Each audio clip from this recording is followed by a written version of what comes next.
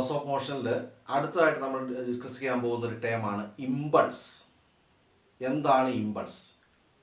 Impulse എന്ന് പറഞ്ഞു കഴിഞ്ഞാൽ it's a effect of force acting in a short interval of time.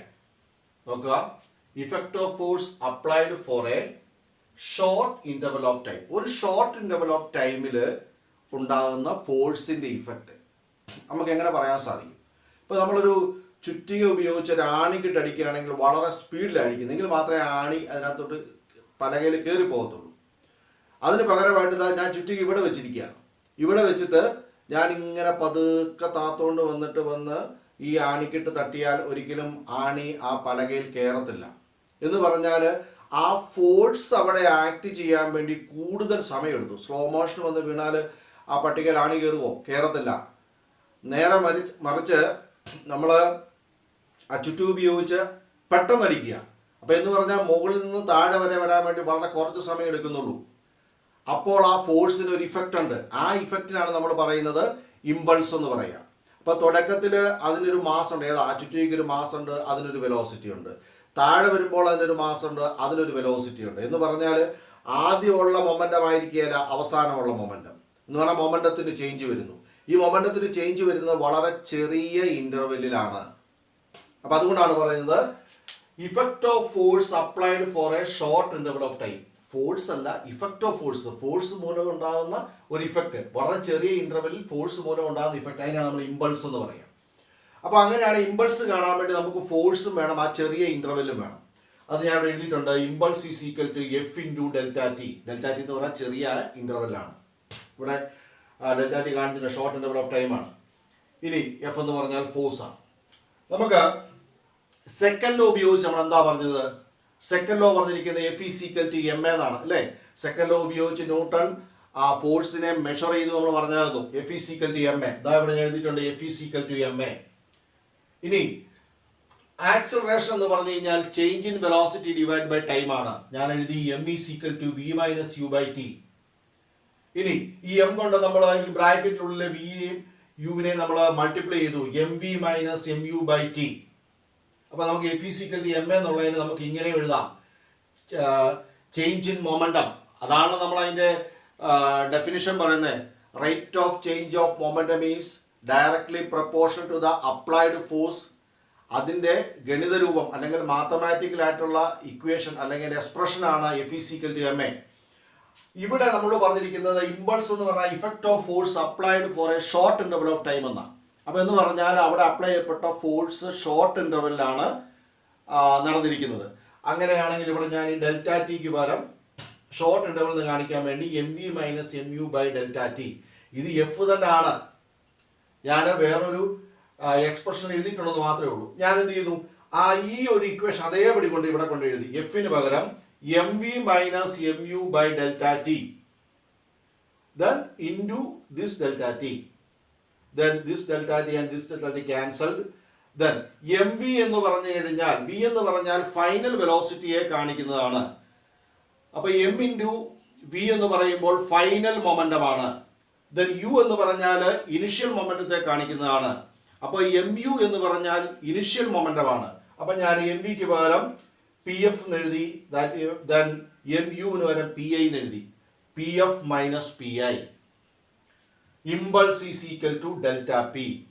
നമുക്ക് പറയാൻ സാധിക്കും ഇമ്പൾസ് എന്ന് പറഞ്ഞാൽ ചേഞ്ച് ഇൻ മൊമെൻ്റം ആണെന്ന് പറയാൻ സാധിക്കും. Okay, next conservation of momentum. Conservation of momentum, നമ്മൾ മൊമെൻ്റം എന്താണെന്ന് പഠിച്ചു. ഇപ്പോൾ എന്താണ് കൺസർവ് ചെയ്യപ്പെടുന്നത്, മൊമെൻ്റം എങ്ങനെ കൺസർവ് ചെയ്യപ്പെടുന്നു? അപ്പോൾ ആദ്യമായിട്ട് നമുക്ക് അതിൻ്റെ ഒരു ഡെഫിനിഷനിലേക്ക് നോക്കാം. നോക്കി, in an isolated system the vector sum of momenta is constant. In an isolated system, the vector sum of momenta is constant. അപ്പം കൺസർവേഷൻ ഓഫ് മൊമെൻ്റം എന്ന് ചോദിക്കുകയാണെങ്കിൽ നമുക്ക് ഈ ഡെഫിനിഷൻ എഴുതാൻ സാധിക്കും. എന്താണ് ഐസൊലേറ്റഡ് സിസ്റ്റം? ഐസൊലേറ്റഡ് സിസ്റ്റം എന്ന് പറഞ്ഞു കഴിഞ്ഞാൽ മറ്റുള്ള സിസ്റ്റം അല്ലെങ്കിൽ മറ്റുള്ള സറൗണ്ടിങ്സുമായിട്ട് യാതൊരു ബന്ധവുമില്ല. ഇപ്പം എക്സാമ്പിൾ പറഞ്ഞു കഴിഞ്ഞാൽ നമ്മുടെ ക്ലാസ്സിൽ 15 പേരുണ്ടെന്ന് വിചാരിക്കുക. ഈ 15 പേരിൽ നിന്ന് ആരും പുറത്തോട്ടും പോകുന്നില്ല, ആരും അകത്തോട്ടും വരുന്നില്ല എങ്കിൽ നമ്മുടെ ക്ലാസ്സിലെ കുട്ടികളുടെ എണ്ണം കോൺസ്റ്റന്റ് ആയിരിക്കും. എന്ന് പറഞ്ഞതുപോലെ ഒരു സിസ്റ്റത്തിൽ നിന്ന് പുറത്തോട്ടൊരു ഇന്ററാക്ഷനും ഇല്ല, പുറത്തു നിന്ന് അകത്തോട്ട് ഒരു ഇന്ററാക്ഷൻ ഇല്ലെങ്കിൽ, ഇന്ററാക്ഷൻ ഉദ്ദേശിക്കുന്ന അവിടെ ഫോഴ്സ് കൊടുക്കുന്ന കാര്യമാണ് ഉദ്ദേശിക്കുന്നത്, അങ്ങനെ ഒരു ഇന്ററാക്ഷൻ ഇല്ല എങ്കിൽ ആ സിസ്റ്റത്തിലെ മൊമെന്റം എന്ന് പറയുന്നത് എപ്പോഴും കോൺസ്റ്റന്റ് ആയിരിക്കും എന്നാണ് പറഞ്ഞിരിക്കുന്നത്. If to bodies interact together, interact ചെയ്യുക എന്ന് പറഞ്ഞാൽ രണ്ട് ബോഡി അകലെ ഇരിക്കുമായിരുന്നു, അത് മൂവ് ചെയ്ത് വന്ന് ഇന്ററാക്ട് ചെയ്തു. അപ്പോൾ ഇന്ററാക്ഷന് ശേഷം അതിനകത്തുള്ള ടോട്ടൽ മൊമെന്റ് എപ്പോഴും കോൺസ്റ്റന്റ് ആയിരിക്കും. ഇന്ററാക്ഷന് മുമ്പുള്ള മൊമെന്റവും ഇന്ററാക്ഷന് ശേഷമുള്ള മൊമെന്റം എപ്പോഴും കോൺസ്റ്റന്റ് ആയിരിക്കും. അപ്പൊ നമുക്ക് തന്നെ സിമ്പിളി ഇങ്ങനെ പറയാം, momentum before interaction is equal to momentum after interaction. അപ്പൊ അതാണ് പറഞ്ഞിരിക്കുന്നത്. In an isolated system the vector sum of momenta is constant. അപ്പൊ നമ്മൾ രണ്ട് ബോഡിയുടെ കേസ് എടുക്കുമ്പോൾ അതിനെ സിസ്റ്റം എന്നാ പറയാ. ഒന്ന്, രണ്ടോ, മൂന്നോ, എത്രയോ ബോഡി വേണേലും നമുക്ക് ഇന്ററാക്ട് ചെയ്യാം. അങ്ങനെ ഇന്ററാക്ട് ചെയ്യുമ്പോൾ ആ ബോഡി ഇന്ററാക്ട് ചെയ്യുന്നതിന് മുമ്പുള്ള മൊമെന്റവും ഇന്ററാക്ഷൻ ശേഷമുള്ള മൊമെന്റവും ഈക്വൽ ആയിരിക്കും എന്നാണ് പറഞ്ഞിരിക്കുന്നത്. അപ്പൊ അങ്ങനെയാണെങ്കിൽ ഈ കൺസർവേഷൻ ഓഫ് മൊമെന്റം എന്ന് പറയുന്നത് നമ്മുടെ ന്യൂട്ടന്റെ തേർഡ് ലോ ഉപയോഗിച്ച് നമുക്കൊന്ന് പ്രൂവ് ചെയ്യാം. എന്താണ് ന്യൂട്ടന്റെ third law? Every action has equal and opposite reaction. അപ്പൊ അങ്ങനെയാണെങ്കിൽ ഇവിടെ അതിനു മുമ്പ് നമ്മൾ ഇമ്പൾസ് പഠിച്ചപ്പോൾ impulse is equal to F into delta T. എന്താണ് ഇമ്പൾസ് എന്ന് പറയുന്നത്? ഞാൻ നേരത്തെ പോർഷൻ ഇടയ്ക്ക് പറയുന്നത് വെച്ചാൽ ആ കാര്യങ്ങളൊന്നും ലിങ്ക് ചെയ്ത് പഠിക്കാൻ വേണ്ടിയാണ്. ഇഫക്റ്റ് ഓഫ് ഫോഴ്സിന്റെ ഷോർട്ട് ഡ്യൂറേഷൻ ഓഫ് ടൈം എന്നാണ് പറഞ്ഞിരിക്കുന്നത്. അപ്പൊ അതിനകത്ത് നമ്മൾ delta P is equal F into delta T എന്നൊരു ഇക്വേഷൻ നമ്മൾ കണ്ടെത്തിയായിരുന്നു. അതിനകത്ത് F is equal to delta P by delta T. Okay, ഇനി ന്യൂട്ടന്റെ third law F A B is equal to minus F B A. ഞാനിവിടെ ആ figure വരച്ചിട്ടില്ല, നമ്മൾ third law പഠിച്ചപ്പോൾ ആ ഫിഗർ വരച്ചിട്ടുള്ളതാണ്. അപ്പൊ അതൊന്ന് നമ്മളൊന്ന് ചെക്ക് ചെയ്ത് നോക്കണം. ആ വീഡിയോ നിർത്തി നോക്കിയാൽ കാണാൻ സാധിക്കും. അപ്പൊ അതിനകത്ത് നോക്കിയാൽ ഈക്വൽ ആൻഡ് ഓപ്പോസിറ്റ് റിയാക്ഷൻ. നമ്മൾ എഫ് എ ബിക്ക് പകരം delta P A by delta T എന്ന് എഴുതി ഈ ഇക്വേഷൻ ഉപയോഗിച്ച്. ദെൻ എഫ് ബി എക്ക് minus delta P B by delta T നിർത്തും. Delta T cancel. Then delta P A is equal to minus delta P B or delta P B A minus delta P B A നമ്മൾ ലെഫ്റ്റിലേക്ക് എടുക്കുമ്പോൾ അത് plus ആയി. Delta P A plus delta P B is equal to 0. That means total momentum of system is 0. ഇവിടെ ഈ സിസ്റ്റത്തിനകത്ത് രണ്ട് ബോഡിയേ ഉള്ളൂ, A and B. Then delta P total is equal to 0. Then finally we can say that total momentum of a system is constant. അപ്പൊ conservation of momentum എന്ന് പറയുമ്പോൾ ഇത്രയും കാര്യങ്ങൾ നമ്മളൊന്ന് പഠിച്ചിരിക്കണം. Okay, recoil velocity of gun നമ്മൾ പഠിച്ചായിരുന്നു. അതിനകത്ത് നിന്ന് ഒരു ഗണ്ണിന്റെ റീകോയിൽ വെലോസിറ്റി എങ്ങനെ കാണാം. അപ്പൊ അതുമായിട്ട് ബന്ധപ്പെട്ട ഒരു പ്രോബ്ലമാണ് ഇപ്പോൾ ഞാൻ ഡിസ്കസ് ചെയ്യാൻ പോകുന്നത്. ഓക്കെ, അപ്പൊ നമുക്ക് ആദ്യം ആ റീകോയിൽ വെലോസിറ്റി ഓഫ് ഗൺ എന്ന് പറയുന്ന നമുക്കായിട്ട് പിടിക്കാം. അതിന്റെ ഇക്വേഷൻ നോക്കാം. V is equal to minus M by M into V. ഇത് ഓരോ ടൈം എന്താണെന്നുള്ളത് വ്യക്തമായിട്ട് നമ്മൾ റീകോയിൽ വെലോസിറ്റി പറഞ്ഞപ്പോൾ പറഞ്ഞിട്ടുണ്ട്. ക്യാപിറ്റൽ വി എന്ന് പറഞ്ഞാൽ വെലോസിറ്റി ഓഫ് ഗൺ ആണ്. ദെൻ ക്യാപിറ്റൽ എം എന്ന് പറഞ്ഞാൽ മാസ് ഓഫ് ഗൺ ആണ്. സ്മോൾ എം എന്ന് പറയുന്നത് മാസ് ഓഫ് ബുള്ളറ്റ് ആണ്. സ്മോൾ ബി എന്ന് പറയുന്നത് വെലോസിറ്റി ഓഫ് ബുള്ളറ്റ് ആണ്. ക്വസ്റ്റ്യൻ ഇതാണ്: a shell of mass 0.02 kg is fired by a gun of mass 100 kg. If the muzzle speed of the shell is 80 meter per second, what is the recoil speed of gun? ഇതിനകത്ത് പ്രത്യേകിച്ചൊന്നും indirect ആയിട്ട് കൊടുത്തിട്ടില്ല. എല്ലാ കാര്യങ്ങളും അവിടെ തന്നെ നമുക്ക് തന്നിട്ടുണ്ട്. അപ്പോൾ അങ്ങനെയാണെങ്കിൽ നമുക്ക് തന്നിരിക്കുന്ന ഡാറ്റം എന്താണ് തന്നിരിക്കുന്നത് നമുക്ക് എഴുതാം. Mass of shell M is equal to 0.02 kg and mass of gun m is equal to 100 kg. Then speed of shell is equal to 80 meter per second. Simply ആ വാല്യൂ അവിടെ എക്സിക്യൂട്ട് ചെയ്താൽ മാത്രമേ നമ്മുടെ equation ഇതാണ്. അപ്പോൾ നമ്മൾ momentum conservation പഠിച്ചപ്പോൾ ഞാൻ പറഞ്ഞായിരുന്നു രണ്ട് ബോഡി ഇന്ററാക്ഷന്റെ കേസ് പറഞ്ഞായിരുന്നു. അപ്പോൾ ഇന്ററാക്ഷന് മുമ്പുള്ള മൊമെന്റവും ഇന്ററാക്ഷന് ശേഷമുള്ള മൊമെന്റവും ഈക്വൽ ആയിരിക്കും എന്നാണ് പറഞ്ഞത്. അങ്ങനെയാണെങ്കിൽ അക്കോർഡിംഗ് ടു മൊമെന്റം കൺസർവേഷൻ നമുക്കിവിടെ പറയാൻ സാധിക്കും initial momentum is equal to final momentum. Initial momentum both gun and bullet are at rest. അപ്പോൾ 0 ആണ്. ഫൈനൽ മൊമെന്റം എന്ന് പറയുമ്പോൾ ബുള്ളറ്റിന്റെ മൊമെന്റവും വേണം, ഗണ്ണിന്റെ മൊമെന്റവും വേണം. ബുള്ളറ്റിന്റെ മൊമെന്റം എം വി, ദെൻ ഗണ്ണിന്റെ momentum capital M into capital V. Then ഈ ഇക്വേഷൻ അതിന് V is equal to minus M by M into V. Substitute ചെയ്യുക. സ്മോൾ എമ്മിന്റെ വാല്യൂ 0.02 ഡിവൈഡ് ബൈ 100 ഇൻറ്റു 80 നമുക്ക് കിട്ടുന്നത് 0.016 മീറ്റർ പെർ സെക്കൻഡ് ആണ്. അത്രയും വെലോസിറ്റിയോട് കൂടി ആ ഗണ്ണ് പുറകിലേക്ക് പോരുന്നു. അപ്പൊ ഇത് റീകോയിൽ വെലോസിറ്റി ഓഫ് ഗണ്ണുമായിട്ട് ബന്ധപ്പെട്ടുള്ള പ്രോബ്ലമാണ്. നന്നായിട്ടൊന്ന് ചെക്ക് ചെയ്യുക. ഓക്കെ, അടുത്തായിട്ട് നമ്മൾ ഡിസ്കസ് ചെയ്യാൻ പോകുന്നത് ഫ്രിക്ഷൻ. നമ്മൾ ചെറിയ ക്ലാസ്സിൽ പഠിച്ചിട്ടുണ്ട് വാട്ട് ഈസ് ഫ്രിക്ഷൻ, അതൊരു കോണ്ടാക്ട് ഫോഴ്സ് ആണ് എന്നൊക്കെ നമ്മൾ പഠിച്ചിട്ടുണ്ട്. ഇപ്പോൾ ഫ്രിക്ഷൻ എന്ന് പറഞ്ഞാൽ എങ്ങനെയാണ്? ഫ്രിക്ഷൻ എന്ന് പറഞ്ഞു കഴിഞ്ഞാൽ രണ്ട് സർഫസ് തമ്മിൽ കോണ്ടാക്റ്റിലിരിക്കുമ്പോൾ അവിടെ അനുഭവപ്പെടുന്ന ഒരു ഫോഴ്സാണ് ഫ്രിക്ഷൻ. ഫ്രിക്ഷൻ നമ്മൾ പറയുന്നത് ഒപ്പോസിങ് ഫോഴ്സ് എന്നാണ്, അല്ലെങ്കിൽ സെൽഫ് ആക്ടിങ് ഫോഴ്സ് എന്നാണ് പറയുന്നത്. ഒപ്പോസിങ് ഫോഴ്സ് എന്ന് പറഞ്ഞാൽ നമ്മൾ കൊടുക്കുന്ന ഫോഴ്സിന് ഓപ്പോസിറ്റ് ആയിട്ട് ആക്ട് ചെയ്യുന്ന ഫോഴ്സാണ് ഫ്രിക്ഷണൽ ഫോഴ്സ്. സെൽഫ് ആക്ടിങ് എന്ന് പറഞ്ഞാൽ വേറെ ആൾ വന്ന് അവിടെ ഒരു ഫോഴ്സ് തരേണ്ട കാര്യമൊന്നുമില്ല. നമ്മളെപ്പോൾ ഫോഴ്സ് കൊടുക്കുന്നോ അതിന് ഓപ്പോസിറ്റ് ആയിട്ട് എപ്പോഴും ഫ്രിക്ഷൻ ആക്ട് ചെയ്തിരിക്കും. അപ്പോൾ നമുക്ക് ആ ഫ്രിക്ഷൻ്റെ ഡെഫിനിഷനിലേക്ക് നോക്കാം.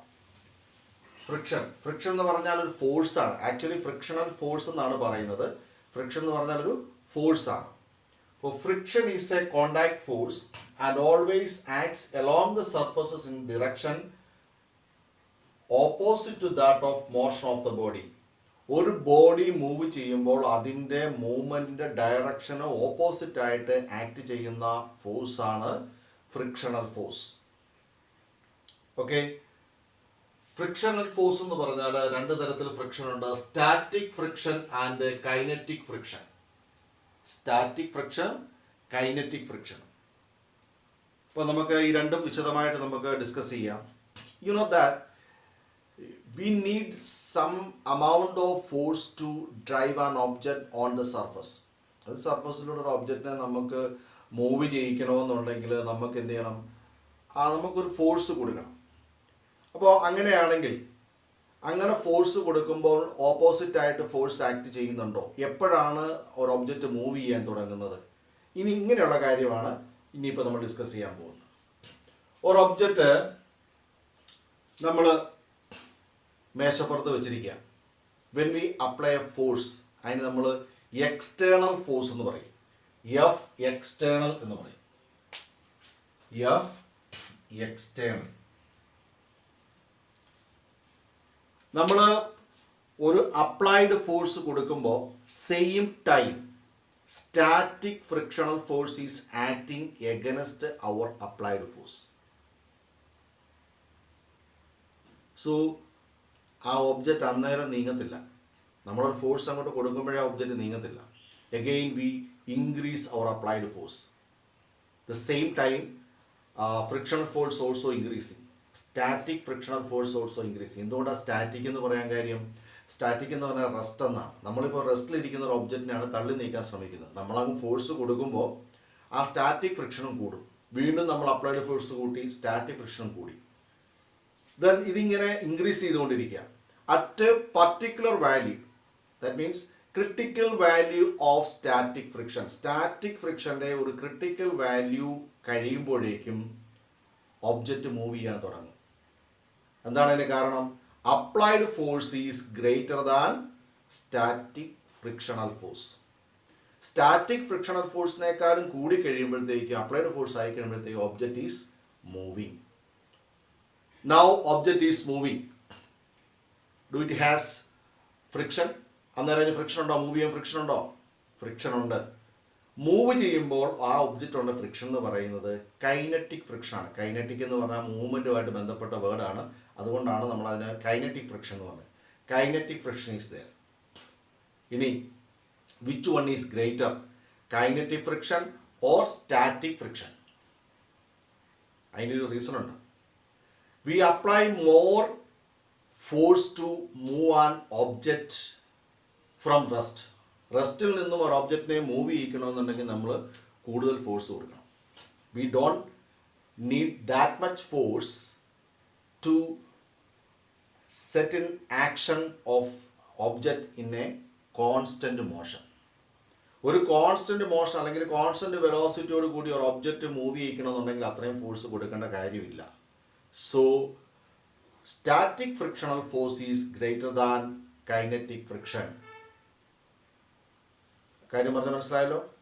നമുക്ക് ഒരു ഒബ്ജക്റ്റിനെ റെസ്റ്റിൽ നിന്നും മോഷനിലേക്ക് ആക്കാൻ വേണ്ടി കൂടുതൽ ഫോഴ്സിൻ്റെ ആവശ്യമുണ്ട്.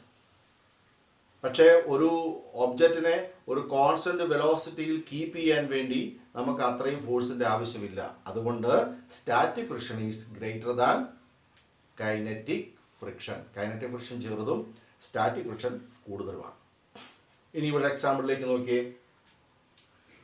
ഒരു ഒബ്ജക്റ്റ് സ്റ്റാറ്റിക് ഫ്രിക്ഷൻ ആണെങ്കിലും കൈനറ്റിക് ഫ്രിക്ഷൻ ആണെങ്കിലും ഏത് ഫാക്ടറാണ് അതിനെ സ്വാധീനിക്കുന്നത് നമുക്ക് നോക്കാം. ഇവിടെ ഒരു മേശപ്പുറത്ത് ഒരു ബ്ലോക്ക് ഞാൻ വെച്ചിരിക്കുക. ഈ ബ്ലോക്ക് ഇതിന്റെ വെയിറ്റ് W=mg വെർട്ടിക്കലി ഡൗൺവേർഡ്സ് ആണ്. ഞാൻ നേരത്തെ ഒരു സെഷനിൽ പറഞ്ഞിരുന്നു ഇതിന്റെ വെയിറ്റ് താഴേക്ക് ആക്ട് W=mg ആണ്. Same time normal force is vertically acting upwards. അപ്പൊ എന്ന് പറഞ്ഞു കഴിഞ്ഞാൽ ഇത് ഇവിടെ ഇരിക്കണമെന്നുണ്ടെങ്കിൽ Fn=mg ആയതുകൊണ്ടാണ് ഇവിടെ ഇരിക്കുന്നത്. അപ്പോ ഒരു ഒബ്ജക്റ്റിന്റെ മാസ് കൂടുതലാണെങ്കിൽ, ഒരു വെയിറ്റ് കൂടുതലാണെങ്കിൽ അതിനെ തള്ളി നീക്കാൻ നമുക്ക് എന്താണ് കൂടുതൽ ഫോഴ്സ് കൊടുക്കേണ്ടി വരും. കൂടുതൽ ഫോഴ്സ് കൊടുക്കുക എന്ന് പറഞ്ഞാൽ ആ ഒബ്ജക്റ്റ് കൂടുതൽ ഫ്രിക്ഷണൽ ഫോഴ്സ് അപ്ലൈ ചെയ്യുന്നുണ്ടെന്നാണ് അതിൻ്റെ അർത്ഥം. അപ്പോൾ വെയിറ്റ് കൂടിക്കഴിഞ്ഞാൽ എന്ത് കൂടും? ഫ്രിക്ഷണൽ ഫോഴ്സ് കൂടും. അപ്പോൾ weight is related with frictional force. അപ്പോൾ അങ്ങനെയാണെങ്കിൽ frictional force F is directly proportional to normal force. Normal force എന്ന് പറഞ്ഞാൽ വെയിറ്റിന് തുല്യമായതുകൊണ്ടാണ് ഞാനിവിടെ Fn എന്ന് എഴുതിയിരിക്കുന്നത്. ദെൻ നമുക്ക് ഈ പ്രൊപ്പോർഷൻ സൈൻ ഒന്ന് മാറ്റാം. Fs =μs × Fn, where μs is called a coefficient of static friction. ഇതൊരു കോൺസ്റ്റന്റ് വാല്യൂ ആണ്. Or Fs =μs × mg. Fn ഉം mg യും ഈക്വൽ ആയതുകൊണ്ടാണ് ഞാനിവിടെ ഇക്വേഷൻ എഴുതിയിരിക്കുന്നത്. അപ്പോൾ this is the static friction. Static friction equation ആണ് ഇവിടെ കൊടുത്തിരിക്കുന്നത്. അപ്പം ഞാൻ നേരത്തെ പറഞ്ഞായിരുന്നു ഫ്രിക്ഷൻ എന്ന് പറഞ്ഞാൽ രണ്ട് തരത്തിലുണ്ട്. സ്റ്റാറ്റിക് ഫ്രിക്ഷനും ഉണ്ട്, കൈനറ്റിക് ഫ്രിക്ഷൻ ഉണ്ട്. കൈനറ്റിക് ഫ്രിക്ഷൻ എന്ന് പറഞ്ഞാൽ object is in moving. While an object is in moving, it has particular friction, that is kinetic friction. Then here kinetic friction ന്റെ കേസിലാണെങ്കിൽ നോക്കിയേ Fk =μk × Fn. ഇവിടെ പറഞ്ഞിരിക്കുന്ന പോലെ തന്നെ. Or Fk =μk × mg. This is the static frictional force and this is the kinetic frictional force. Okay. അപ്പോൾ അത് ഇത്രയും കാര്യങ്ങളാണ് നമുക്കിവിടെ ഇപ്പം ഫ്രിക്ഷനുമായിട്ട് ബന്ധപ്പെട്ട കാര്യങ്ങളായിട്ട് പറയാൻ പോകുന്നത്. ഇനിയിപ്പോൾ ഇതിൻ്റെ ഫ്രിക്ഷൻ നമ്മൾ ചെറിയ ക്ലാസ്സിൽ പഠിച്ചിട്ടുണ്ടായിരുന്നു. ഫ്രിക്ഷൻ്റെ മെറിറ്റ്സ് എന്താണ്, ഡിമെറിറ്റ്സ് എന്താണ്, അഡ്വാൻറ്റേജസ് ആൻഡ് ഡിസഡ്വാൻറ്റേജസ്. ഓക്കെ, അത് നമ്മൾ നെക്സ്റ്റ് സെഷനിൽ പറയുന്നതായിരിക്കും. നമുക്കിനി ഇതുമായിട്ട് ബന്ധപ്പെട്ട പ്രോബ്ലം നമുക്കൊന്ന് ഡിസ്കസ് ചെയ്യാം. ഫ്രിക്ഷനുമായിട്ട് ബന്ധപ്പെട്ട ഒരു പ്രോബ്ലമാണ് ഇവിടെ പറഞ്ഞിരിക്കുന്നത്. അപ്പോൾ ആ പ്രോബ്ലം നോക്കി. A 2 kg block is resting on a horizontal surface.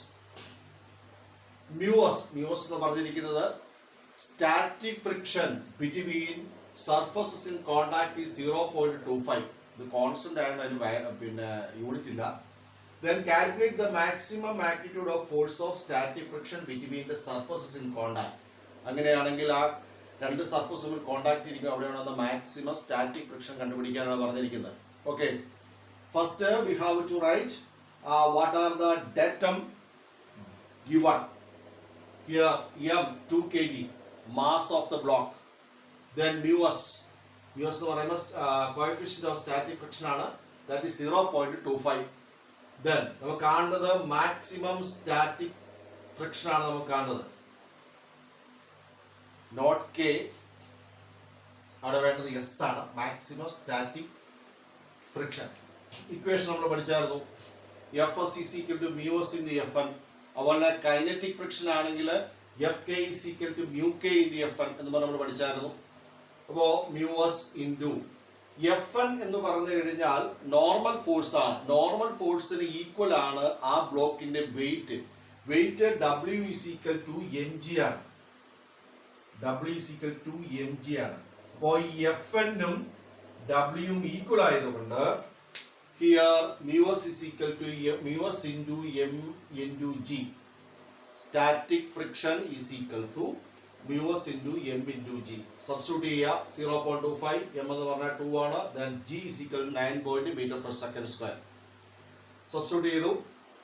You will get a 4.9 kg m/s². ഈ kilogram metre per second square എന്ന് പറയുന്നതാണ് newton. So you will get answer 4.9 newton. Okay, next question. A 5 kg block is resting on a horizontal surface mu k.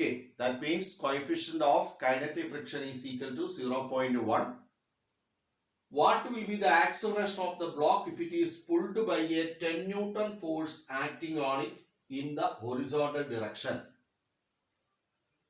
ഇപ്പോൾ ഇവിടെ നമ്മൾ ഒരു മേശപ്പുറത്തിരിക്കുന്ന അല്ലെ horizontal സർഫസിൽ ഇരിക്കുന്ന ഒരു ബ്ലോക്കിൽ നമ്മൾ ഫോഴ്സ് കൊടുക്കുകയാണെങ്കിൽ, നമ്മൾ ഫോഴ്സ് കൊടുക്കുമ്പോൾ ഓപ്പോസിറ്റ് ആയിട്ട് ഫ്രിക്ഷണൽ ഫോഴ്സ്, അത് സ്റ്റാറ്റിക് ഫ്രിക്ഷൻ ആയാലും ശരി കൈനറ്റിക് ഫ്രിക്ഷൻ ആയാലും ഓപ്പോസിറ്റ് ആയിട്ട് ആക്ട് ചെയ്യും.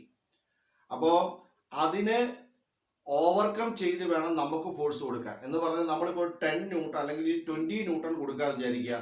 ഓപ്പോസിറ്റ് ആയിട്ട് 5 ന്യൂട്ടൺ ഫ്രിക്ഷണൽ ഫോഴ്സ് ഉണ്ടെങ്കിൽ നമ്മൾ കൊടുക്കുന്ന 20 ന്യൂട്ടണിൽ നിന്നും ആ ഫ്രിക്ഷണൽ ഫോഴ്സ് ആയിട്ടുള്ള 5 ന്യൂട്ടൺ കുറച്ചിട്ടുള്ള ഫോഴ്സ് മാത്രമേ ആ ബോഡിയിൽ ആക്ട് ആവത്തുള്ളൂ. എഫ് നെറ്റ്, അതായത് നെറ്റ് ഫോഴ്സ് എന്ന് പറയുന്നതാ അതിൽ ആക്ട് ചെയ്യുന്നത്. അല്ലാതെ നമ്മൾ കൊടുക്കുന്ന 20 ന്യൂട്ടൺ ഫോഴ്സ് അപ്പാടെ ആ ബ്ലോക്കിൽ ആക്ട് ചെയ്യത്തില്ല. അപ്പം ഇതൊന്ന് മനസ്സിൽ വെച്ചോണം. ഓക്കെ, ഇപ്പൊ ക്വസ്റ്റ്യനിലേക്ക് നോക്കിയാൽ നമുക്ക് കണ്ടുപിടിക്കാൻ പറഞ്ഞിരിക്കുന്നത് ആക്സലറേഷൻ കണ്ടുപിടിക്കാനാണ് പറഞ്ഞിരിക്കുന്നത്. അപ്പൊ ഇതിനകത്ത് ബ്ലോക്ക് മൂവ് ചെയ്യുന്നുണ്ട്. മൂവ് ചെയ്യുമ്പോൾ ഉള്ളത് എപ്പോഴും കൈനറ്റിക് ഫ്രിക്ഷൻ ആണ്. F K is equal to mu K into F N എന്ന് പഠിച്ചിട്ടുണ്ട്. ദെൻ എഫ് എന്ന് പറയും എം ജി കൊടുത്തു, mu K into M G നമ്മൾ വാല്യൂ സബ്സ്റ്റിറ്റ്യൂട്ട് ചെയ്തു. മ്യൂ കെ തന്നിട്ടുണ്ട് 0.1 into mass 5 kg, 5 into G 9.8 metre per second square, 9.8 നമുക്ക് കിട്ടുന്നു 4.9 ന്യൂട്ടൺ. അപ്പോൾ അവിടെ ആക്ട് ചെയ്യുന്ന കൈനറ്റിക് ഫ്രിക്ഷൻ എന്ന് പറയുന്നത്, ഫ്രിക്ഷണൽ ഫോഴ്സ് എന്ന് പറയുന്നത് 4.9 ന്യൂട്ടൺ ആണ്. ഇനി actually what's a net force acting on that block? എന്തായിരിക്കാം നെറ്റ് ഫോഴ്സ് അവിടെ ആക്ട് ചെയ്യുന്നത്? നമ്മൾ കൊടുക്കുന്ന ഫോഴ്സിൽ നിന്നും കൈനറ്റിക് ഫ്രിക്ഷണൽ ഫോഴ്സ് കുറയ്ക്കണം. അതായത് F net is equal to F external minus F K. Applied force എന്ന് പറഞ്ഞാൽ എക്സ്റ്റേണൽ ഫോഴ്സ് 10 ന്യൂട്ടൺ ആണ്. 10 newton minus 4.9 newton, you will get 5.1 newton. ഇപ്പോൾ ആ ബോഡിയിൽ ആക്ട് ചെയ്തുകൊണ്ടിരിക്കുന്നത് 5.1 ന്യൂട്ടൺ ആണ്. ഓക്കെ, ദെൻ നമുക്കിനി കണ്ടുപിടിക്കാൻ പറഞ്ഞിരിക്കുന്ന acceleration. What will be the acceleration if it is pulled by a force 10 newton? Second law അനുസരിച്ച് F is equal to M A ആണ്. That F net is equal to M into A, or acceleration A is equal to F net by M, then 5.1 Newton divided by 5 kg, you will get a 1.02 meter per second square. ഇപ്പൊ ആദ്യം കണ്ട പ്രോബ്ലത്തിൽ നിന്നും ഒരു കുറച്ച് വ്യത്യാസമുണ്ട്. പിന്നെ acceleration കാണാൻ വേണ്ടിയാണ്. അപ്പൊ നമ്മൾ പഠിക്കുന്ന ഇക്വേഷൻസ് എല്ലാം കണക്റ്റഡ് ആണ്. വളരെ ചെറിയ സിംപ്ലിഫൈഡ് ആയിട്ടുള്ള ഇക്വേഷൻസ് മാത്രമായിട്ട് പ്രോബ്ലംസ് ആയിട്ടാണ് പറയുന്നത്. അപ്പൊ അതൊന്ന് ചെയ്ത് നോക്കുക. അത് ചെയ്യുമ്പോൾ നമുക്ക് കുറച്ചും കൂടെ അഡ്വാൻസ് ആയിട്ടുള്ള പ്രോബ്ലംസ് വരുമ്പോൾ നമുക്കത് ചെയ്യാൻ സാധിക്കും. ഓക്കെ, നമ്മളപ്പോൾ ഫ്രിക്ഷൻ പഠിച്ചു. ഫ്രിക്ഷന് ഡിഫറെൻറ്റ് ടൈപ്സ് ഓഫ് ഫ്രിക്ഷൻ്റെ കാര്യം പറഞ്ഞു. അതിനകത്ത് നമ്മൾ mass, acceleration, force of friction, net force, ഇങ്ങനെയുള്ള കാര്യങ്ങളൊക്കെ നമ്മൾ പഠിച്ചു. പിന്നെ അതുപോലെ തന്നെ വെയിറ്റ് എന്തുമാത്രം ഫ്രിക്ഷനെ സ്വാധീനിക്കും എന്നുള്ള കാര്യങ്ങളൊക്കെ നമ്മൾ പഠിച്ചു. ഇനിയിപ്പം ഫ്രിക്ഷൻ എന്ന് പറഞ്ഞാൽ നമ്മൾ ഡേ ടു ഡേ ലൈഫിൽ നമ്മൾ സാധാരണ ഇതിൻ്റെ ഒരു ഇഫക്റ്റ് നമ്മൾ ഉപയോഗിക്കുന്നതാണ്, അല്ലെങ്കിൽ നമ്മൾ ഫീൽ ചെയ്യുന്നതാണ്. അപ്പോൾ ഇവിടെ friction is A necessary evil എന്ന് പറയാം, അല്ലെങ്കിൽ friction is a friend and ഫോ എന്ന് പറയാം. ഒരേ സമയത്ത് കൂട്ടുകാരനും ഒരേ സമയത്ത് ശത്രുവാണ് ഫ്രിക്ഷൻ. കാരണം ഫ്രിക്ഷൻ ഉള്ളത് കൊണ്ട് ചില കാര്യങ്ങൾ നമുക്ക് നടക്കുന്നുണ്ട്. ഫ്രിക്ഷൻ ഉള്ളത് കൊണ്ട് നമുക്ക് ചില ബുദ്ധിമുട്ടുകളും ഉണ്ടാകുന്നുണ്ട്. ഇപ്പോൾ ആദ്യമായിട്ട് ഇവിടെ ഞാൻ പറയാൻ പോകുന്നത് എങ്ങനെ നമുക്ക് ഫ്രിക്ഷൻ കൂട്ടാം, ഫ്രിക്ഷൻ കുറയ്ക്കാം. ആദ്യം നമുക്ക് ഫ്രിക്ഷൻ കുറയ്ക്കുന്ന ചില സന്ദർഭങ്ങൾ, ഉദാഹരണം മെഷീൻ്റെ കേസിൽ, അല്ലെങ്കിൽ യന്ത്രഭാഗങ്ങൾ, വീട്ടിൽ വെള്ളം കോരുന്ന കപ്പി, പുള്ളിയിൽ, ഇതൊക്കെ നമുക്ക് പെട്ടെന്ന് നമുക്ക് എളുപ്പമാക്കാൻ വേണ്ടി നമ്മൾ അതിനകത്ത് തുരുമ്പ് പിടിക്കുമ്പം നമ്മൾ എന്ത് ചെയ്യുന്നുണ്ട്, ആ ഓയിൽ ചെയ്യുന്നുണ്ട് അല്ലേ? അതുപോലെ സ്മൂത്ത് ചെയ്യുന്നുണ്ട്. ഇനി നമ്മൾ ശ്രദ്ധിച്ചു നോക്കുക, ഫാസ്റ്റായിട്ട് മൂവ് ചെയ്യുന്ന വാഹനങ്ങൾ, even it is in water or in land and in air, അങ്ങനെ ഈ 3 കേസിൽ നോക്കിയാൽ ആ ഫാസ്റ്റായിട്ട് മൂവ് ചെയ്യുന്ന എല്ലാ ഓട്ടോമൊബൈൽസിനും നിങ്ങൾ ശ്രദ്ധിച്ചിട്ടുണ്ടോ, ഒരു സ്ട്രീം ലൈനാണ്, സ്ട്രെയിറ്റൻ ചെയ്തിട്ടുണ്ട് അല്ലേ? സ്പീഡിൽ പോകുന്ന ബൈക്കാണെങ്കിലും സ്പീഡിൽ പോകുന്ന കാറാണെങ്കിലും അതിൻ്റെ മുൻവശം ഒരു എയറോഡൈനാമിക് സിസ്റ്റമാണ്. എന്ന് പറഞ്ഞാൽ വായുവിനെ തുളച്ച്, അത് എയർ റെസിസ്റ്റൻസ് കുറച്ച് കയറി പോകത്തക്ക രീതിയില്ല. എന്തിനാണ്? അതിൻ്റെ മുൻവശം സ്ട്രീം ലൈൻ ആക്കിയിരിക്കുകയാണ്. ഷാർപ്പ് എൻഡ് ആക്കിയിരിക്കുകയാണ്. ബോട്ട് എടുത്താലത്, കപ്പലെടുത്താലത്, അതിനൊക്കെ എന്താണ് ആ ഒരു സ്ട്രീം ലൈൻ ഉണ്ട്. അങ്ങനെയുള്ള ചില കാര്യങ്ങൾ ചെയ്യുമ്പോൾ നമുക്ക് എന്ത് ചെയ്യാൻ സാധിക്കും? ഫ്രിക്ഷൻ നമുക്ക് കുറയ്ക്കാൻ സാധിക്കും. അപ്പോൾ ആദ്യം നമുക്ക് റെഡ്യൂസിങ് ഫ്രിക്ഷനിലേക്ക് പോകാം. First by polishing. നമുക്കറിയാം ആ റഫ് സർഫസിനെ സ്മൂത്ത് ആക്കുക. അപ്പോൾ പോളിഷ് ചെയ്യുക എന്നുള്ളതാണ്. അവിടെ നിൽക്കുന്ന ഗ്രഡ്ജസ് ആൻഡ് ഗ്രൂസ്, ഇങ്ങനെ പൊങ്ങി നിൽക്കുന്ന തരങ്ങളെയൊക്കെ എന്ത് ചെയ്യുന്നു? നമ്മളൊന്ന് സ്മൂത്ത് ആക്കുന്നു, ഒന്ന് ബൈ പോളിഷിങ്. ഇപ്പം ഇത് നിങ്ങളിതിൻ്റെ എക്സ്പ്ലനേഷൻ ഒന്നും വേണ്ട, നമ്മൾ എന്താണ് ആ പോയിന്റ് മാത്രം പഠിച്ചിരിക്കുക കേട്ടോ. ദെൻ ലൂബ്രിക്കേഷൻ, അതാണ് നമ്മൾ പറഞ്ഞത്, ഓയിൽ ഗ്രീസ് ഒക്കെ ചെയ്യുന്ന കാര്യം. ദെൻ സ്ട്രീം ലൈൻ ഞാൻ പറഞ്ഞായിരുന്നു, വാഹനങ്ങൾ അതല്ലെങ്കിൽ ബോട്ട്, ഷിപ്പ്, അതുപോലെ എയറോപ്ലെയിനൊക്കെ എന്തായിരിക്കും? സ്ട്രീം ലൈൻ ആണ്. കാരണം അവർക്ക് ആ എയർ റെസിസ്റ്റൻസ് കുറയ്ക്കണം. Okay. Then using ball bearings. നേരത്തെ ഇല്ലാത്തൊരു സിസ്റ്റമാണ്. ഇപ്പം എന്താണ്? ബോൾ ബെയറിങ്സ് ഉള്ളത് കൊണ്ട് ആ രണ്ട് കോൺസെൻട്രിക് സർക്കിൾസിനിടയിൽ ബോളിനെ ഫിറ്റ് ചെയ്ത്, നിങ്ങളെല്ലാം കണ്ടിട്ടുള്ളതാണ്. ഈ ബോൾ ബെയറിംഗ് ഉള്ളപ്പോഴത്തേക്ക് നമ്മുടെ മോഷൻ കുറച്ചുകൂടെ സ്മൂത്ത് ആക്കാൻ സാധിക്കും. Then by using anti friction alloys എന്ന് പറഞ്ഞാൽ നമുക്കറിയാം, ഇപ്പം രണ്ട് ഇരുമ്പ് സർഫസ് തമ്മിൽ അല്ലെങ്കിൽ രണ്ട് ഷീറ്റ് തമ്മിൽ നമുക്ക് തള്ളി നീക്കുക എന്ന് പറഞ്ഞാൽ ഇത്തിരി പാടാണ്. തള്ളി നീക്കാം, പക്ഷേ കമ്പാരിറ്റീവ്ലി നമ്മൾ കൂടുതൽ ഫോഴ്സ് കൊടുക്കേണ്ടി വരും. പക്ഷേ സ്റ്റീലായിട്ടുള്ള രണ്ട് സർഫസ് ആണെങ്കിൽ നമുക്ക് ഈസി ആയിട്ട് പോകും. ആൻറ്റി ഫ്രിക്ഷൻ അലോയ്സ് ആണത്. അപ്പോൾ ചില അലോയ്സ് എന്ന് നമുക്കറിയാം, 2 or more metals combine together, അങ്ങനെയാണ് നമ്മൾ അലോയ്സ് ഉണ്ടാക്കുന്നത്. അപ്പോൾ അങ്ങനെയുള്ള ആൻറ്റി ഫ്രിക്ഷൻ അലോയ്സ് ഉപയോഗിച്ചാൽ നമുക്ക് എന്ത് കുറയ്ക്കാൻ സാധിക്കും? ഫ്രിക്ഷൻ കുറയ്ക്കാൻ സാധിക്കും. ഇനി ചില കേസിൽ നമുക്ക് ഫ്രിക്ഷൻ കൂട്ടേണ്ടതായിട്ട് വരും. നമ്മൾ ഉപയോഗിക്കുന്ന ചെരുപ്പിൻ്റെ ഗ്രിപ്പ് കുറഞ്ഞാൽ നമ്മൾ പുതിയത് വാങ്ങിക്കും, ഗ്രിപ്പുള്ളത് വാങ്ങിക്കും, അല്ലേ? അതുപോലെ വാഹനങ്ങൾ ടയർ തേഞ്ഞ് നിർത്തുമ്പോഴത്തേക്ക് നമ്മൾ ഒന്നെങ്കിൽ കട്ട ചെയ്യും, റീസോൾ ചെയ്യും, അതല്ലെങ്കിൽ പുതിയ ടയർ വാങ്ങിക്കും. നമ്മൾ ഉപയോഗിക്കുന്ന എല്ലാ, അതായത് ഹോൾഡ് ചെയ്യപ്പെടുന്ന എല്ലാ കാര്യങ്ങൾക്കും എന്തുണ്ട്? അവിടെ നമുക്ക് ഒരു ഗ്രിപ്പ് വേണം. എന്തിനാണ്? ഫ്രിക്ഷൻ ഉണ്ടെങ്കിലേ പറ്റുള്ളൂ. എഴുതുന്ന പേനകൾക്കെല്ലാം നമുക്ക് ഗ്രിപ്പുണ്ട്, അല്ലേ? ഹാൻഡിലിന് ഗ്രിപ്പുണ്ട്, പിന്നെ സ്റ്റിയറിംഗ് വീലിന് ഗ്രിപ്പുണ്ട്. അപ്പോൾ അങ്ങനെ നമ്മൾ ഹോൾഡ് ചെയ്യുന്ന, പിടിക്കുന്ന എല്ലാ ഭാഗങ്ങൾക്കും എന്തുണ്ട്? ആ ഗ്രിപ്പുണ്ട് അവിടെ.